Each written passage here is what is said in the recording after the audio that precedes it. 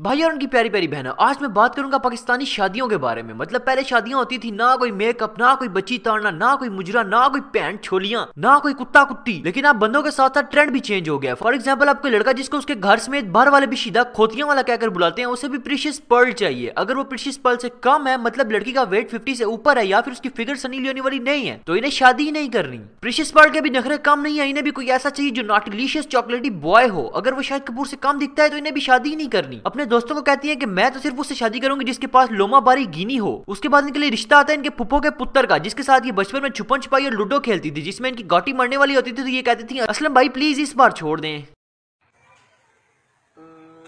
शादी से 3 दिन पहले इनका मुंह ऐसे होता है जैसे किसी ने पानी के अंदर डिस्प्रीन घोली हुई हो। और फिर आता है शादी वाला दिन। सबसे पहले स्टार्ट होती है मेहंदी। मेहंदी की रात लड़के तैयार होते हैं पूंडी करने के लिए और लड़कियां तैयार होती हैं सिंगल लड़कों के जख्मों पर नमक छिड़कने के लिए। पहले 2 घंटे लड़के लुड़ियां डाल डाल के बच्चियों को इंप्रेस करते हैं। उसके बाद एक ऐसा हरामी होता है जो DSLR उठाकर आ जाता है और कहता है आओ यार फोटो शूट करते हैं। और लिटरली 2 तस्वीरें खींचने के बाद वो कैमरा उठाकर बच्चियों की तरफ भाग जाता है और हर किसी के सामने कैमरा ऐसे शो करता है जैसे 9 महीने बाद पेट से निकलते वक्त ये कैमरा भी उसके साथ ही निकला था। और पूरे 2 घंटे लिफ्ट ना मिलने के बाद हिम्मत हार कर लड़कियों के पास खुद ही चला जाता है, ए बाजी आपकी तस्वीर लूं बड़ी कमाल आएगी। और लड़कियां ऐसी पैन की चुस होती हैं कि सारी एक साथ इकट्ठी हो जाती हैं। मेरी भी लो, इधर से लो, अब इधर से लो, अब पीछे से लो, अब आगे से लो, अब ऊपर से लो, अब नीचे से लो, अब भाई तुम मेरा मुंह में ले लो। सामने बैठी हुई आंटियों को सिर्फ इस चीज में इंटरेस्ट होता है कि लड़की ने क्या पहना हुआ है, लहंगा कितने का होगा, दूल्हा कैसा लग रहा है, दूल्हे ने क्या पहना है, दूल्हे के अब्बा ने क्या पहना है, दूल्हे की अम्मा ने क्या पहना हुआ है, कितना खर्चा किया होगा, और सबसे खास बात कि खाना कब खुलेगा। और जैसे खाना खुले मतलब अवाम ऐसे झपटा मारती है जैसे पिछले 3 दिन से सारे भूखे ही बैठे हुए थे।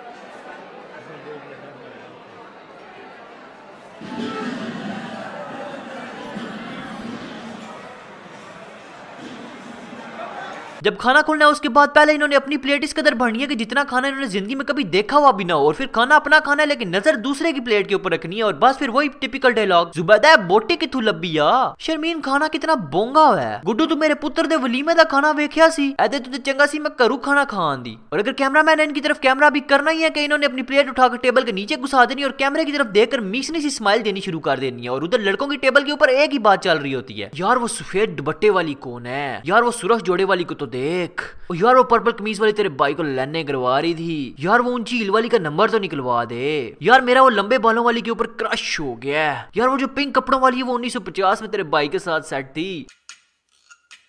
8 out of 10। नहीं रे 9 है यार। अबे वो देखो ब्लू वाली भाई, ये है 9। सही बोला यार, ये तो दिखने में ही 9 है भाई।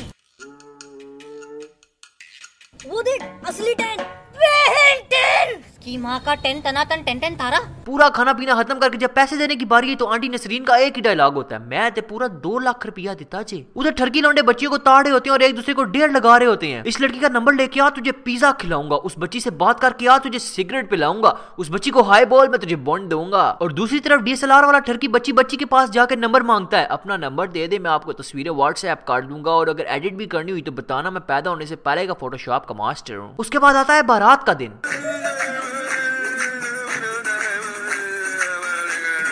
मतलब इस दिन हर लड़का ऐसे तैयार होकर आता है जैसे उसकी शादी हो रही है और हर लड़की ऐसे मेकअप थकती है जैसे शाहरुख खान उसके प्यो से उसका हाथ मांगने आने वाला हो। लड़कियां अपनी दोस्तों से पूछ रही होती हैं, तू रोएंगी? मैं तो नहीं रोना, पूरा मेकअप खराब हो जाना हुआ है, पूरे 1000 रुपए का खर्चा किया हुआ है। खाने के टाइम पे फिर वही आंटियों का शुगल, ए परवीन तू बोटियां केड़ी देख चु कट के आंदी पई हैं। और लड़कियों का तो एक ही डायलॉग होता है, नहीं मैं नहीं खा रही, मैं डाइट पे हूँ, यू नो पिछले 70 साल से मैंने किसी भी ऑयली चीज को टच तक नहीं किया। और वहां इसकी अम्मी का पैगाम आता है, ए रबिया तू जिन्ना खाना खाना है होनी खा ले, फिर 5 मिनट बाद तेन भुख लग जाती है, घर वास्ते भी कुछ छापर विच पा लवी। एक गल होर सुन ले, ज्यादा चावल ना खावी, पिछली बारी भी तू 3 प्लेटा चावल दी कट्ठियां खा गई सन ते तेन उल्टियां लग पईयां सन। और जहां तक लड़कों की बात है तो पूरी शादी में ढूंढते रहते हैं कि यार वो लड़की कहां गई, वो वाली कहां गई जिसने कल व्हाइट सूट पहना हुआ था। और एंड में इनको पता चलता है कि वो वही वाली लड़की थी जो दूल्हे से लड़ रही थी कि 500 रुपए मुझे भी दे दें। और उसने फेसबुक के ऊपर स्टेटस में डाल रखा है, I am the queen of the universe. कुछ इस कदर जाहिल वहां भी बैठी हुई होती है जिन्हें यह नहीं पता होता कि ये है क्या। और वो रशियन सैलेड खाकर कहती है, आयो जी चाट में कार्ड बना दिया ना, सारे उंगलियां चटते रहते ने।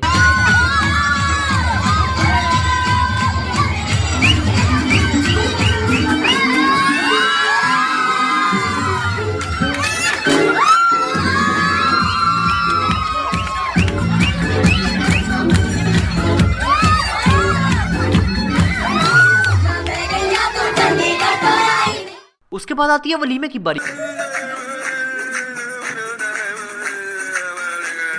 वलीमे के दिन की कुछ चीजें ऐसी हैं जो मुझे बिल्कुल भी समझ में नहीं आती कि ऐसा क्यों होता है। मतलब वलीमे के दिन हर लड़का 3 पीस सूट में क्यों ड्रेस हुआ होता है, हर लड़की इतनी प्यारी क्यों दिख रही होती है, दुल्हन इतना हंस क्यों रही होती है, दूल्हा इतना परेशान क्यों होता है, अवाम का ध्यान टोटल खाने पे क्यों रहता है। ये सारी चीजें ऐसी हैं जो कि टोटल आउट ऑफ साइंस है। आंटियों को तो टोटल खाने की पड़ी हुई होती है, खाना अपना खत्म नहीं होना, नजरें दूसरों की प्लेटों के ऊपर रखी हुई होनी है। मतलब किसने क्या खाया, कितने चावल खाए, कितनी बोटियां डाली, लेग पीस कितने थे, चावलों के साथ बोटियां कितनी डाली, खीर कितनी खाई, इन्हें सब पता होता है। यही देखते देखते अपनी 2 प्लेटें खत्म हो जाती है और इनको पता ही नहीं चलता इनका पेट कब भर चुका होता है, लेकिन आंखें नहीं रजती। खाना खाते वक्त फिर वही चवली मार देनी है।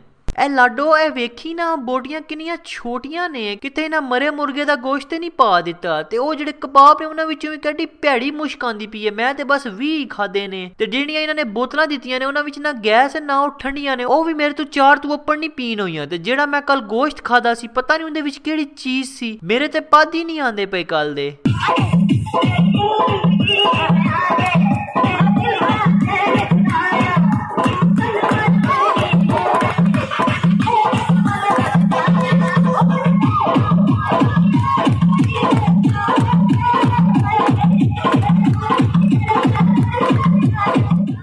दूसरी तरफ दूल्हा ऐसे तरसी हुई निगाहों से बच्चियों को देख रहा होता है कि मेरा रिश्ता होने से पहले ये सब कहां थी। लड़कियों को ये फिक्र पड़ी होती है कि सेल्फी क्यों अच्छी नहीं आ रही, और लड़कों को इसी बात का दुख होता है कि यार ये शादी भी निकल गई और कोई भी नहीं फंसी। रिश्तेदारों को अपनी टेंशन पड़ी होती है कि अब दावत भी करनी पड़ेगी। आंटियों को तो पक्का गिला रहता है कि खाना सही नहीं था, खाने में चस नहीं आया। इसके अलावा कुछ रिश्तेदार ऐसे भी होते हैं जो शादी में आते ही नहीं है क्योंकि कार्ड पे उनका नाम नहीं था, क्योंकि उन्हें कार्ड